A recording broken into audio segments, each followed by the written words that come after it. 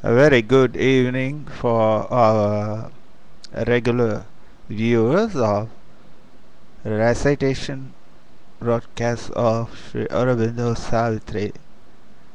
We are in Canto 15, The Kingdoms of Greater Knowledge. We are around verses 50 through 60.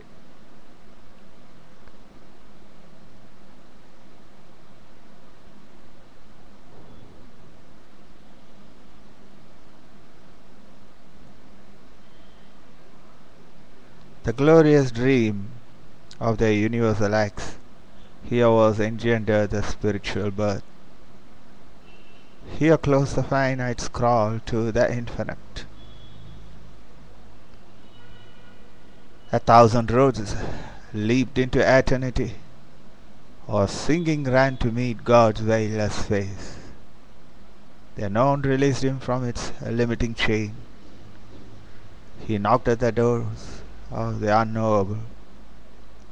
Thence, gazing with an immeasurable outlook, one with self's inlook into its own pure vast, he saw the splendor of the spirit's realms, the greatness and wonder of its boundless works, the power and passion leaping from its calm, the rapture of its movement and its rest, and its fire-sweet miracle of transcendent life, the million-pointing undivided grasp of his vision of one same stupendous all, its inexhaustible acts in a timeless time, a space that is its own infinity,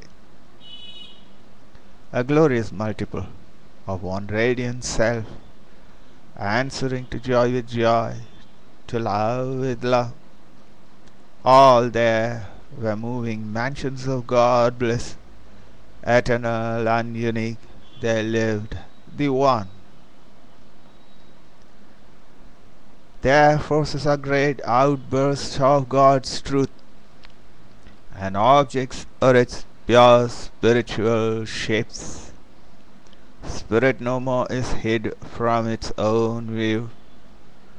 All sentience is a sea of happiness, and all creation is an act of light. Out of the neutral silence of his soul, he passed to its fields of puissance and of calm, and saw the powers that stand above the world traverse the realms of the supreme idea, and sought the summit of created things and the almighty source of cosmic change.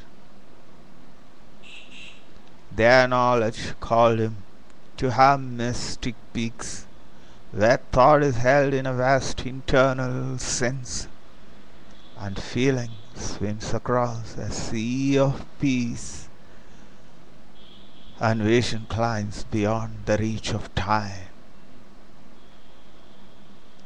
An equal of the first creator seers, accompanied by an all-revealing light, he moved through regions of transcendent truth, inward, immense, innumerably one. There, distance was his own huge spirit's extent, delivered from the fictions of the mind. Time's triple dividing step baffled no more.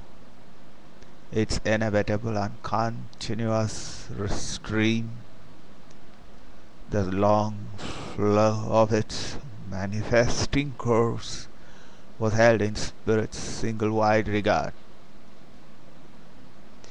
A universal beauty showed its face, the invisible deep-fraught significances here sheltered behind form's insensible screen, uncovered to him their deathless harmony, and the key to the wonder look of common things. In their uniting law stood up revealed the multiple measures of the upbuilding force, the lines of the world geometers' technique, the enchantments that uphold the cosmic web, and the magic underlying simple shapes. On peaks where silence listens with still heart to the rhythmic meters of the rolling worlds, he served the sessions of the triple fire.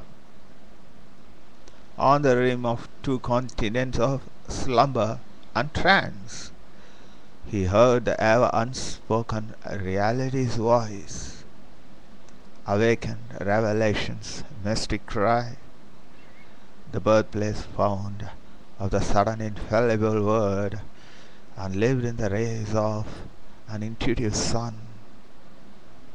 Absolved from the ligaments of death and sleep, he rode the lightning seas of cosmic mind and crossed the ocean of original sound.